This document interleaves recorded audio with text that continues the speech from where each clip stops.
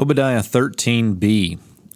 Al tere gam ata, bera'ato beyom edo. Today's verse translates in full like this: Do not look, moreover you, at his evil, we might say disaster here, in the day of his calamity. The verse opens with the call jussive 2ms of the verbal root ra'ah, to see or to look at. The jussive is indicated by the all negation here, which is most often associated with the jussive. The low negation, remember, usually will negate indicative verbs. Now, even though this is a jussive, the force of the construction is still an imperative, as we've seen before. Do not look. Now, the word order here is a bit out of place, it seems, perhaps for emphasis, but the attention-grabbing particle gam is still on the explicit subject ata. Literally, we have do not look, moreover you. The thing to not look at is his evil.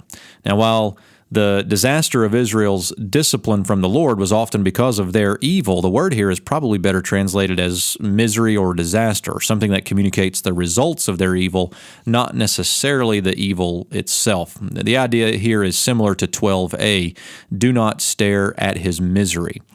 The final prepositional phrase indicates when Edom is not to stare at Israel, namely on the day of his calamity. Now, this is a pretty straightforward prepositional phrase, but one thing to highlight is that we don't see the definite article on day. This has been a common theme here. This is normally pointed, this is a normal bait preposition that we have. However, what we do have here in this genitive construction phrase with a do, and this pronominal suffix makes the whole construct package definite like we saw in the previous video. And we're no longer talking about any calamity. We're talking about his calamity, which is specified. So while we don't have the definite article here, the phrase is correctly translated as on the day of his calamity. The bait here we would take as temporal.